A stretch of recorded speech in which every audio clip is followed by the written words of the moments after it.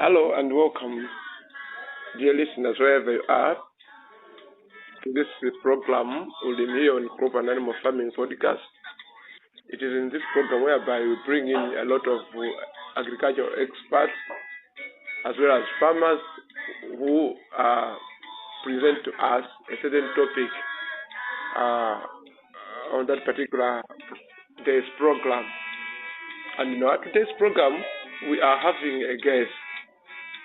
He will introduce himself, and by the end of the day, I hope to learn something from the discussion we are to have here.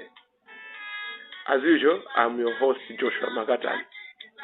Before I introduce the guests in the program today, be there for a moment.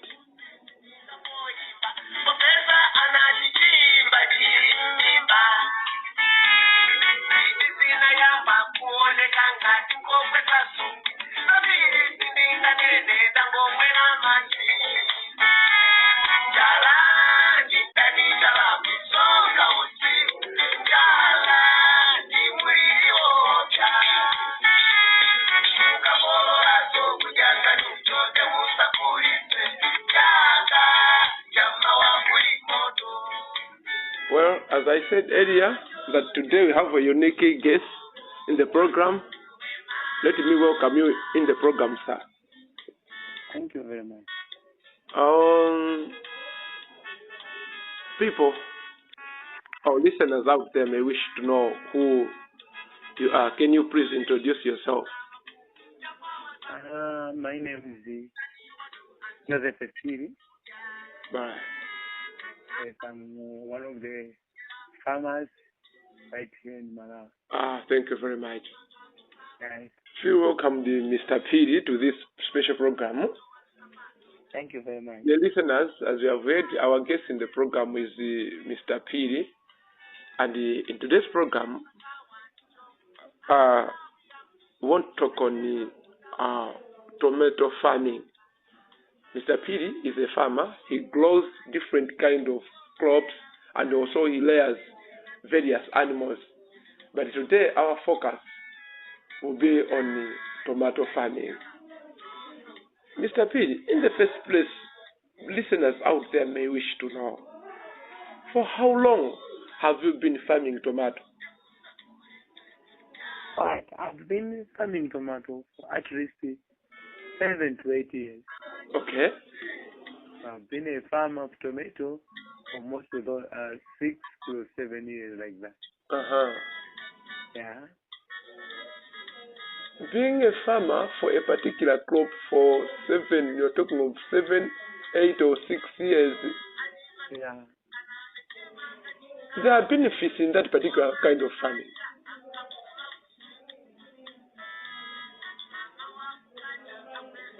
Mr. P. Yes. Being a farmer, I was saying being a farmer, especially a tomato farmer for 7 to 8 years, it means that there are some benefits you are getting from that particular farming. Exactly. Are you benefiting a lot? Yeah, I'm benefiting a lot. Okay. From this farming, tomato farming. Okay. So there are a lot of benefits which I get from this farming.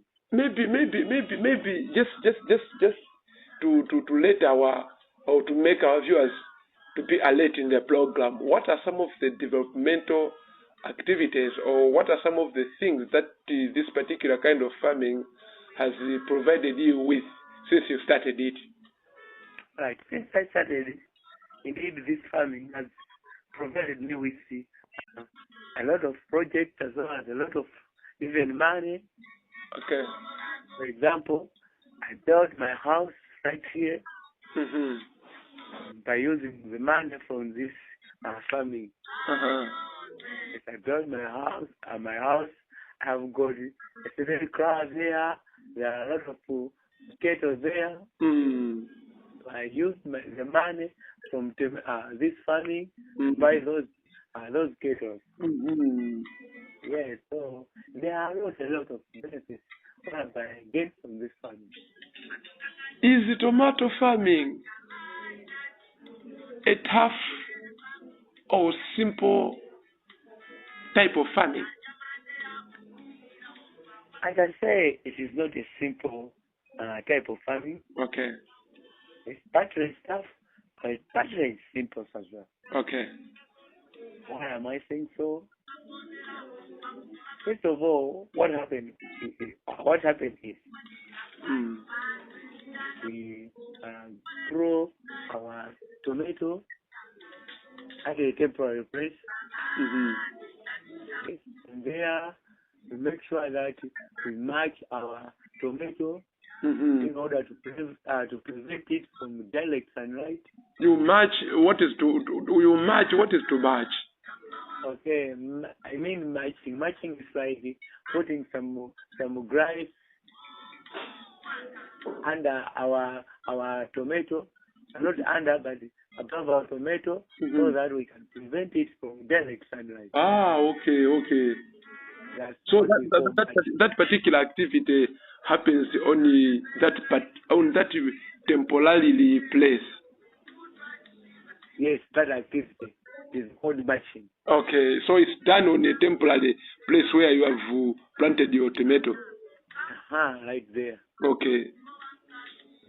And then after some time, it's when we transplant our seedlings to now a place whereby we can use as a place to grow our tomatoes. Like a garden, you can transplant it to a garden, or wherever you can talk of, whereby it's where now an actual ground.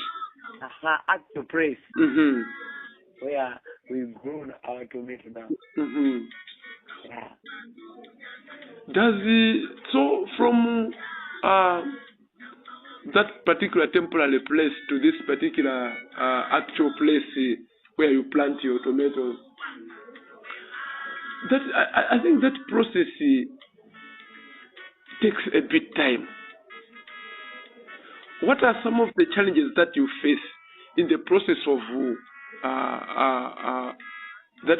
on the process of planting your tomato on that temporary place and on the actual place? What are some of the challenges that you encounter within this particular period? Some of the challenges that indeed we encounter different challenges, but one of the challenges whereby we encounter is maybe like lack of enough water. Okay. Yeah, most of the times when there is a shortage of rainfall, we use what we call irrigation method.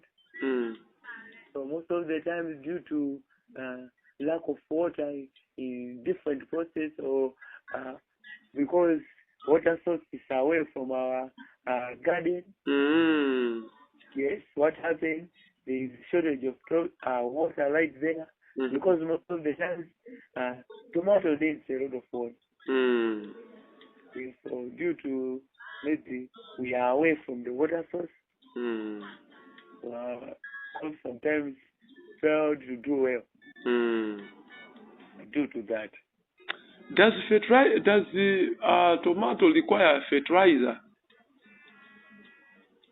No. Okay. Tomato does not require fertilizer, but most of the times it needs chemicals. Different chemicals. We spray different chemicals so that it can our tomato can do well. So not fertilizer side. What are these chemicals for? These chemicals are for protecting our tomato from different pests as well as different diseases. Okay. Yeah, so we use different chemicals so that our tomato can do better, protect it from pests as well as diseases. Yes. In a situation that there is scarcity of water, you say irrigation is also applicable to tomato farming. Yes. In accordance to the problem of water that you have raised, say where there is water body and your garden, there is a distance. What are some of the changes that you encounter in the process of irrigating your tomatoes? You can come again, sir.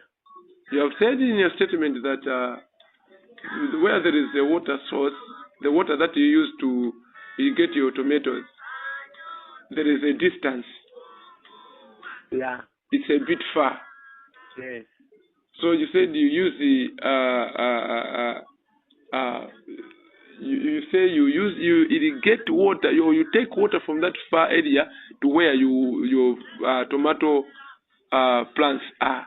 So I'm asking, what are some of the challenges that you encounter in the process of irrigating your tomatoes?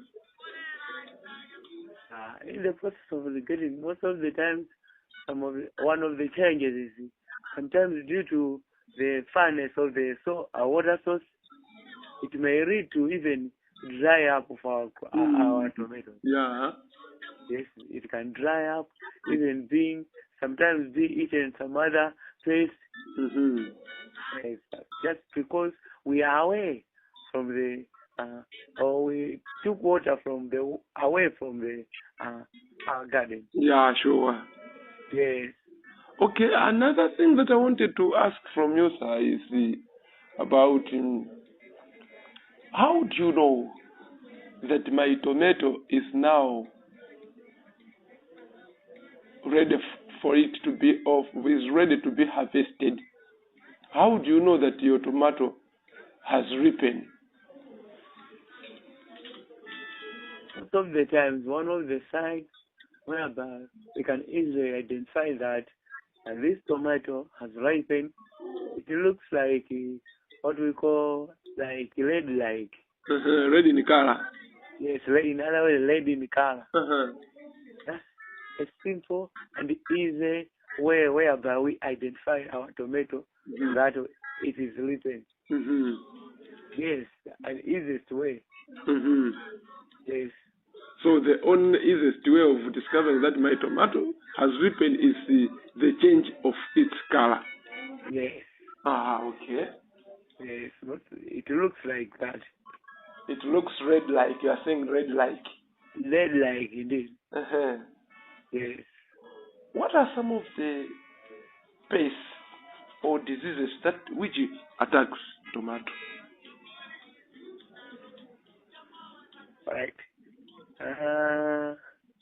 We are having a lot of pests. We have a lot of diseases. But most of the time, some of the pests whereby they are easily destroying our tomatoes, bells. Yes, we are having bells. We are having even rats. They use it to eat our tomato. Most of the times when our tomato is ripened, we are eaten by birds and even rats. Sure. Okay. Yes. We want to go to break, Mr. Piri. But before we go to break, there is this question that you should be meditating as we are at our break. My question is, what are some of the challenges that you encounter